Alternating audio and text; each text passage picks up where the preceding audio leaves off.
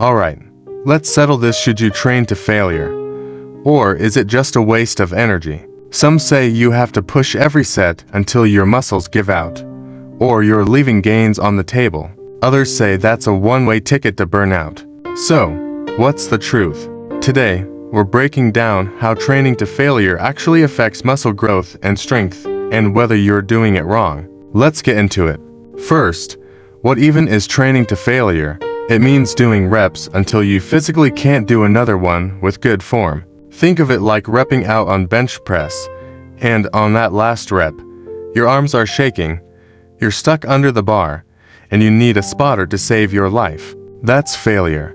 But here's where it gets tricky. Not all failure is the same. There's technical failure where your form breaks down, and absolute failure where your muscles just give out completely. So, does going that far actually help? If your goal is muscle growth, training to failure can be useful, but only in the right situations. Studies show that taking a set to failure recruits more muscle fibers and leads to more fatigue, which can stimulate growth. But, and this is huge, it's not necessary every time.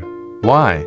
Because muscle growth is mostly about progressive overload, getting stronger over time. If training to failure wrecks you so much that you can't lift as heavy in your next session, you're actually hurting your long-term progress. So, when should you use it? On isolation exercises like bicep curls or leg extensions, because these don't drain your whole body like heavy squats or deadlifts. On compound lifts, it's usually better to stop 1 to 2 reps before failure. That way, you build strength without completely frying your nervous system. Now, if your goal is pure strength, training to failure is a different story.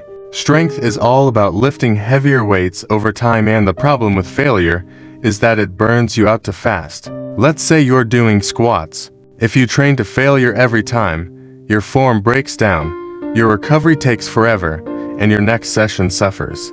Strength training is about high-quality reps, so pushing to failure too often actually slows down progress. Instead, strength athletes stop their sets to 2-3 reps before failure to keep their power and technique sharp.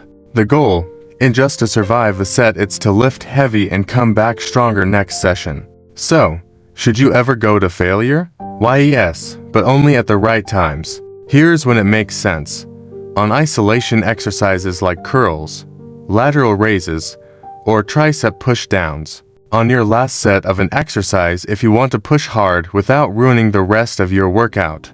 During high-rep workouts like bodyweight training or burnout sets. When shouldn't you go to failure? On big compound lifts, squats, deadlifts, bench, unless you're maxing out. Every single set of your workout, you'll recover to slowly and plateau. If it stops you from making consistent progress, bottom line, failure isn't magic. It can be a tool for muscle growth, but it's not the only way to get bigger. For strength, it's usually a bad idea. The key is training smart. Push yourself, but don't destroy your body every session. If you found this helpful, hit that like button and drop a comment. Do you train to failure? Let's talk about it. And if you want more breakdowns like this, make sure to subscribe. Catch you in the next one.